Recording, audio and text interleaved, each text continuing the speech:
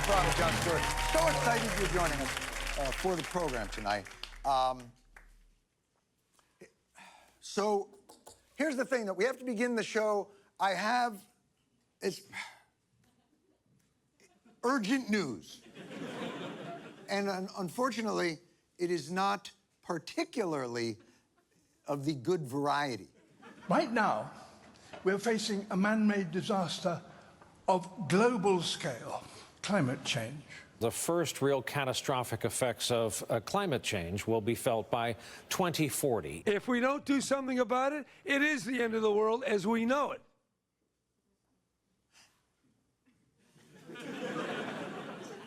Am I the only one whose first instinct was to go, and I feel fine?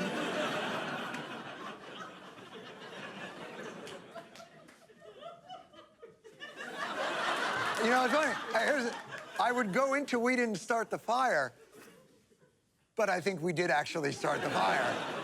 So I can't do that. But so it's here. It's the end of the world as we know it. What changes can we expect from this? Historic, record-breaking drought. Record-breaking rains, epic flooding, a number of tornadoes. Record-breaking temperatures. Upwards of 105 degrees. 116 degrees. 130 degrees. 140 degrees. Do I hear 145 degrees? 150 degrees. Going once, going twice. You're dead. This actually seems quite serious. This is a climate damn emergency. People are dying. They are dying. We are digging our own graves. And in this heat. 130 degrees and we're digging our own graves. By the way, digging your own grave, the most popular exercise in New Jersey. You're welcome. That's right after, I think the second most popular is digesting a cheesesteak. It's a wonderful place to live. So, judging from our first two soundbite packages, we're fucked. So that's the end of us. Is there anything we can do? Small changes to your daily routine can reduce your carbon footprint and help save the Earth. Reduce your carbon footprint. Cut your carbon footprint. Stop doing things that leave a large carbon footprint. Well, that sounds reasonable. How do we reduce our carbon footprint, thus saving the Earth? Riding your bike to work instead of driving.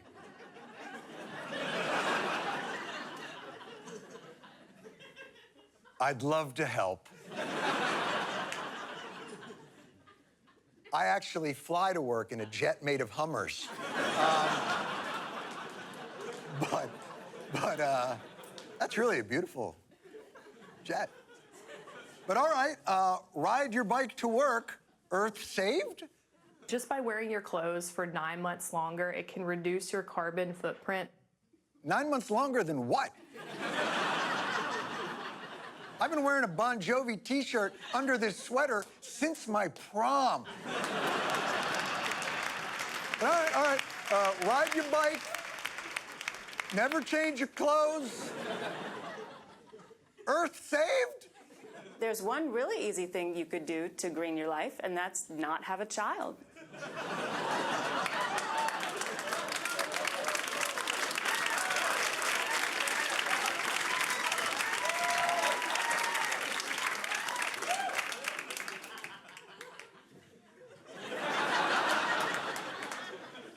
Well, then, who exactly are we saving the Earth for? Just us? Does we'll all just be 70 like, this is nice. Got a lot of room. I gotta tell you, the urgency of the problem versus the scale of what we are being told to do doesn't really seem to... Check out this green carbon footprint type icon here. Reminder to turn off at least half the lights. What the fuck is going on here? You're telling us the world is ending. The temperature's going up 1 trillion degrees. We're all gonna be underwater and on fire at the same time. But all you need to do is put a little piece of paper green foot right next to the light. No, not all the lights, just half the lights. Here's another little green footprint. There's no fucking way that's gonna work. Who planted the idea that reducing your carbon footprint is the way out of this catastrophe? What size is your carbon footprint? The carbon footprint, that I don't know. The effect that my living has on the earth in terms of the products I consume.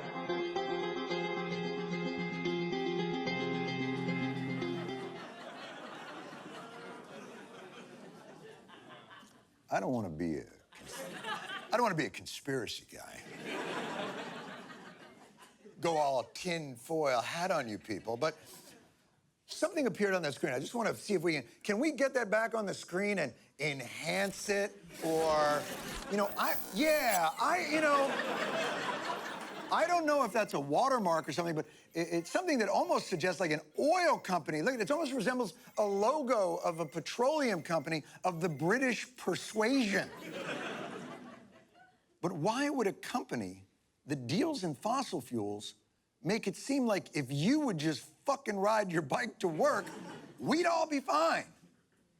Maybe it's because 100 fossil fuel companies are responsible for 71% of the world's carbon emissions. 100. That's fewer companies than there are Dalmatians in Cruella de Vil's coat.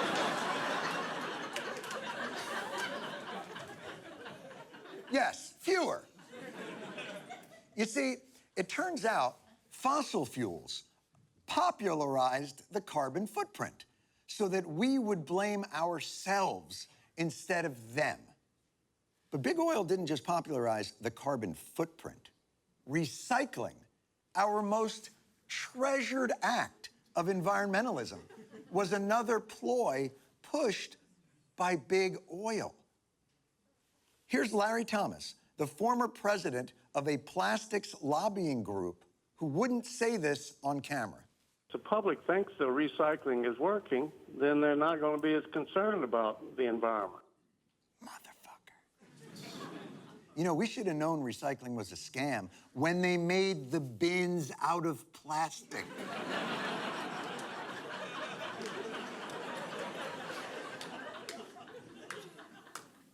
And then, even when we came up with solutions to the fossil fuel problem, like wind energy, oil companies gave money to folks who made commercials like this one.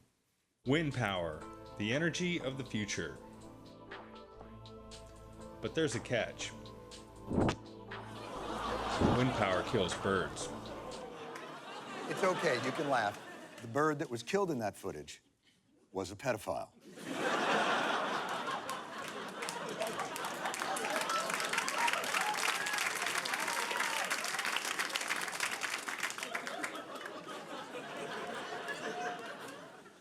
He knows what he did. All right, here's the thing. Maybe that wind turbine killed a bird, but you know what else kills birds? The earth heating up and boiling them to death. But hey, look, it's oil companies' money. They can spend it however they... I'm sorry, I'm being told that taxpayers give fossil fuel companies $20 billion in subsidies every year. Now look, it's easy to demonize fossil fuel companies. The truth is, they've actually literally been the engine of our progress over the past few hundred years. And we are as addicted to them as they are to us. Climate change is an unintended consequence of our success as a species. We are crushing it. There's like 8 billion of us now. I'm sure gorillas are sitting there going, we have opposable thumbs. Why can't we? Have we all just been spending too much time in the mist? Have I dated myself on that one? The gorillas oftentimes spend time in the mist. You should Google that. Fossil fuels power our comfort and convenience. And the fact that they may also be the architect of our impending doom probably won't get us to change our ways. Truth is, we're not a sacrifice for the greater good kind of species, which you may have noticed during a recent and perhaps current international Coronapalooza. Before you got sick, if you would have had a chance to get the vaccine and prevent this, would you have taken the vaccine? No. So that guy can just leave the hospital and continue to expose people to libertarianism.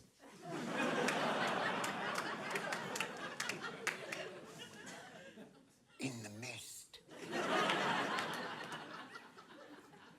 You see, the problem with climate change is really the problem with humans. We're not a prevention folk.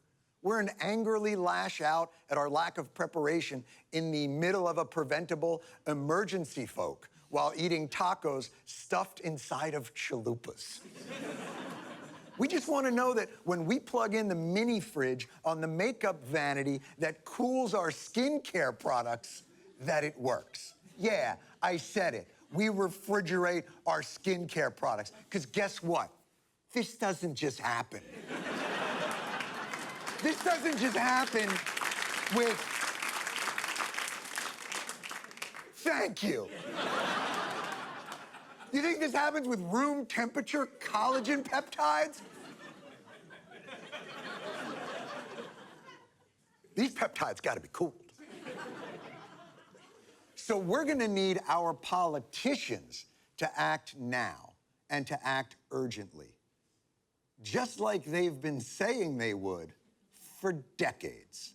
We come to Rio with an action plan on climate change. Kyoto is a genuine turning point. What we have achieved in Copenhagen will not be the end, but rather the beginning. We are determined to succeed here in Paris. So let this be the moment that we answer history's call here in Glasgow.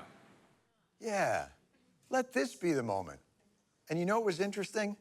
3 weeks after President Biden made that speech, history did call, as Americans prepared to travel on a holiday weekend, and gas prices were a tad higher than we were accustomed to. So the President of the United States, because of this historic moment, put his foot down. Fortunately, that foot was on a gas pedal. This afternoon, President Biden revealing the administration will now tap into the strategic petroleum reserves, the nation's emergency supply, to help bring down gas prices. Son of a gun! Even the president who proposed the most progressive climate agenda for Mother Earth still has to dance for Daddy Oil. And Daddy like it dirty. Come on.